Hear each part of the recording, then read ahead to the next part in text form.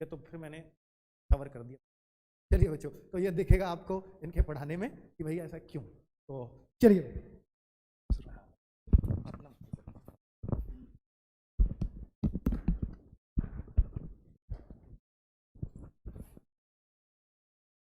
जय हिंद दोस्तों, मैं नवीन शर्मा आप सभी का स्वागत करता हूं रोजगार विद अंकित यूट्यूब चैनल पर। तो दोस्तों, आज जो हम विषय शुरू करने जा रहे हैं वह है, आप इस विषय का नाम जानते हैं कि हिंदी है।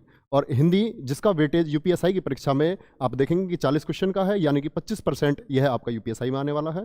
और इन 40 क्वेश्चंस के लिए मैं आपसे दोस्तों क्लास के शुरुआत में एक वादा करता हूं, जो क्लास के अंत में भी आप इस बात को मुझसे यानी कि आप मेरे सामने इन बातों को रख सकते हैं कि सर आपने एक वादा किया था। तो उस बात के लिए बच्चों मैं बोलना चाहता हूं कि जिस दिन आप इस परीक्षा यूपीएसआई की परीक्षा को देकर आएंगे और यूपीएसआई की परीक्षा में जो 40 क्वेश्चन है, तो मैं आपसे वादा करता हूं कि 40 क्वेश्चन आपको क्लास से मिलेंगे। और इस बात के लिए आप जानते हैं कि आपने दिल्ली पुलिस के लिए मुझसे ये बोला था कि सर कंप्यूटर की आपकी 2 ही क्लास हो पाई और हम 8, 9, 10 क्वेश्चन तक कर पाए। तो मैं उसे आप इतना जब ये आभार व्यक्त करते हैं तो मुझे बड़ी खुशी होती है। तो बच्चों, आज तो मैं पूरा विषय मेरे हाथों में है और हिंदी सारा विषय ही मैं आपको पढ़ाऊंगा।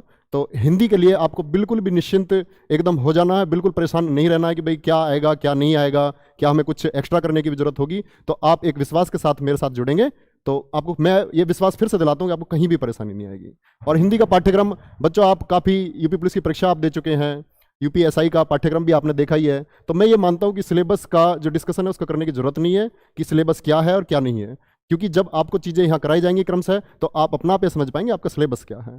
तो हिंदी को समझने के लिए बच्चों, एक तो हमको हिंदी का साहित्य समझना होता है, और हिंदी साहित्य के अलावा दूसरी चीज़ जो हमको समझनी होती है वो होती है व्याकरण। तो सबसे पहला पार्ट मैं ये मानता हूं कि हमको सबसे पहले व्याकरण पढ़ना चाहिए, और यदि हम व्याकरण अच्छे से समझ पाते हैं तो हम संपूर्ण हिंदी को बहुत अच्छे से समझ पाते हैं।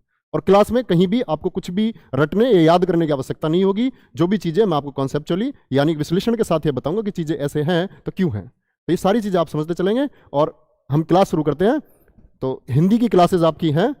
ये आप एक बार ये बता देना कि ये विजिबल है, ठीक से दिख रहा है आपको, कलर बदलने की जरूरत तो नहीं विनीत? चलो, तो बच्चों हम हिंदी पढ़ रहे हैं, और हिंदी में भी मैं आपको एक बात बता रहा हूं कि हिंदी में भी हम सबसे पहले पढ़ेंगे व्याकरण। और व्याकरण जो नाम मैं आपको बता रहा हूं, व्याकरण का आप संधि विच्छेद एक चैप्टर होगा, संधि में आप पढ़ेंगे। तो अभी मैं आपको मूलतः बताता हूं कि व्याकरण का यदि आप संधि विच्छेद करते हैं तो वह होता है वी प्लस आ प्लस करण। यानी कि वी का मतलब क्या होता है, आ क्या होता है और करण क्या होता है। तो वी बोलते हैं भली, यानी चीजों को अच्छी तरह से समझना, अच्छी तरह यानी भली भांति चीजों को समझना, यह आपका व्याकरण है। तो पहली बात है कि मैं आपको बता रहा हूं कि आपको व्याकरण पढ़ना है। तो व्याकरण का मतलब कि आपको सभी चीजों को बहुत अच्छी तरह से समझना है, वो चाहे आपके शब्द हो, अक्षर हो, वर्ण हो, वाक्य हो, वाक्यांश हो। तो हम इन सभी चीजों के बारे में डिस्कशन करेंगे और ये विश्लेषण करेंगे कि इनके बारे में क्या बारीकियां हो सकती हैं। तो ये देखते हैं आप, यदि